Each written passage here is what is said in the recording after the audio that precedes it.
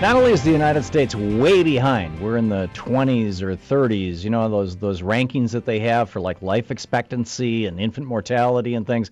In terms of the percentage of people, the number of the number of people, I'm guessing probably percentage of people who have access to high-speed internet in the United States, we're way behind so many countries. South Korea is like way out ahead of everybody. I was at a board meeting this weekend in Halifax, Nova Scotia, for a group of 5 companies. I'm on the board of one of them that license band. It's a whole long story, but in any case, we're in the telecommunications business, and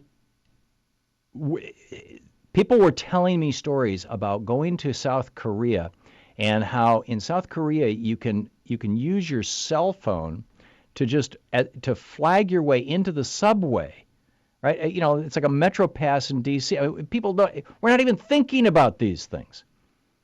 And in the midst of this now comes Google and Verizon talking about, well, let's change the whole internet world as we know it, at least in the United States, and let the big guys, let them play however they want to play as long as they pay, and let the small guys who may not have any money, well, the hell with them.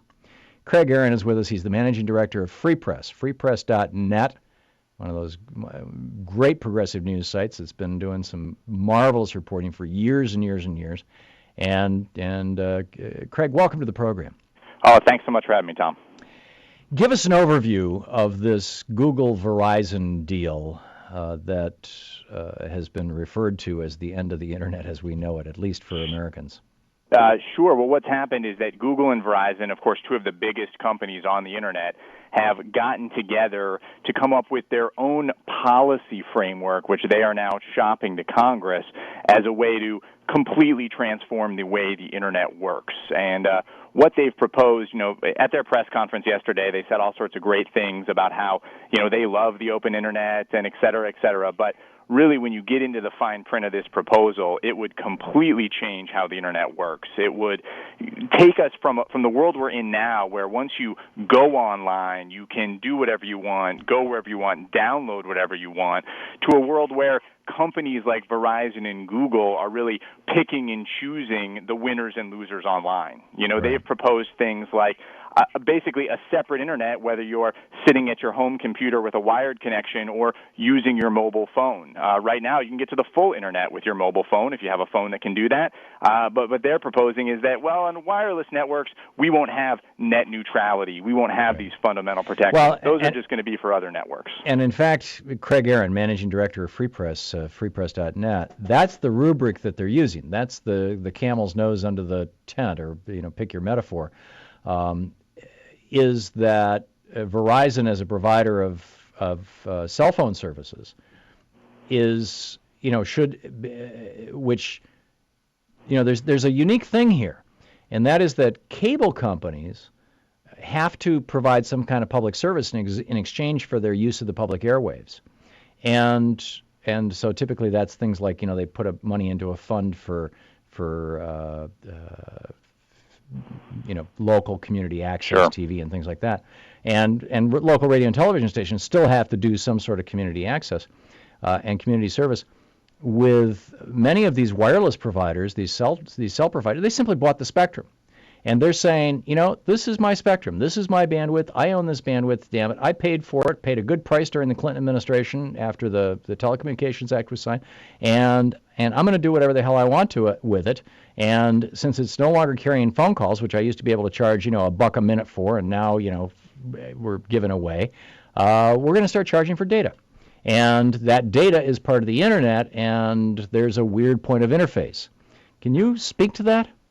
Sure. Well, you know, it all does come back to these policy issues and how these different forms of communications are going to be regulated. And as our media has changed and as everything has gone online, you know, we need new rules to fit this new reality. And what Verizon is trying to do, what Google is trying to do, is really game those rules only to benefit them. So increasingly, of Google's course, now in the phone business too.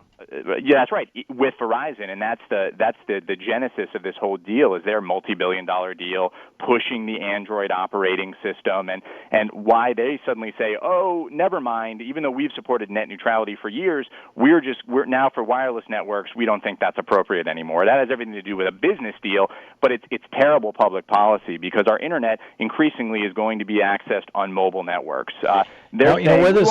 I'm sorry. Go ahead, Craig. Oh, I know. I was just going to say that, they're saying that they're not going to mess with the public internet that we have now, but what they're also proposing to do is essentially carve out, when they increase and expand their capacity, it's going to be in what's called managed services, which is really a private internet where it's only going to be accessible to these big companies, and where the rest of us who are making, doing so many amazing things on the internet, so many innovations, so much great independent content, we're never going to get a chance to ride in that fast lane. It's only going to be these big guys, and that's because, you know what, they don't want that competition. They don't want all those choices. They're big companies. They want to be gatekeepers. They want to decide which websites work and which don't, which applications work and which don't, but that's never been the way that the internet has worked. Yeah, this is the essence of monopoly capitalism. Certainly. They're buying up Boardwalk and every other property on the board. That's monopoly capital. It's the first imperative is don't compete, destroy the competitors. And that's what this is all about. I think, though, that the largest frame, we're talking with Craig Aaron, the managing director of Free Press, freepress.net, which has done some great reporting on this Google-Verizon deal that regardless of the details and the apparent narrow gaugeness of it, may end up becoming a precedent that the FCC and that Congress used to establish rules right across the internet, because most people now are not getting their internet connection over a telephone line. They're getting it from a cable provider. In many cases, it is Verizon's in the cable business, are they not? They are. They have the Fios product now, which is a fiber optic product. Right. So, this is all becoming basically one thing, which brings us to what the frame that I like to use for this. And if you think I'm right on this, let me know. If you think I'm wrong, please set me straight. And that is that the purpose of government, the reason why we created government in the United States back in the 1770s, was to administer the commons. To make sure that the water is clean, the air is pure, the public roadways are public roadways, that the things that we use in common, the police department, the fire department, the military, the things that protect us, the things that keep us safe, that there is some, if not actual active oversight of those things, there is even ownership of those things, that government administers the commons. And in my opinion, much like our public schools are part of our information commons, and our libraries, Ben Franklin's idea, are part of our information commons. This new thing called the internet is the information commons, and it should be treated as the commons, and it should be absolutely flat. We should have absolute net neutrality for that reason. We got a minute left. Your thoughts on that, Craig? I think that's a great way to look at it, Thom. I have a colleague who likes to say, right now the internet may not be as important as water or electricity, but it's right up there with hot water. Yeah. And I think those are the stakes we're talking about, where the internet has such amazing potential, where anybody's website could have the reach of a radio station, a television station, a cable network. That's the world we're heading into. And these policy decisions we make right now in Congress and the FCC, those are going to decide whether we have that free and open internet, whether it continues to develop as an amazing resource for free speech and democratic participation and economic innovation, or whether it goes the way of so many of these other technologies, radio, cable TV, you name it, and is just in the hands of the few. So that's why it's so important for people to get engaged right now. They can go to SaveTheInternet.com and find out lots of ways to take action and let Google know what they think. What was that website again, Craig? SaveTheInternet.com. SaveTheInternet.com. Craig, thank you very much for that. My pleasure. Thanks for having me. And for the great reporting over at freepress.net. Craig Aaron, the managing director of Free Press.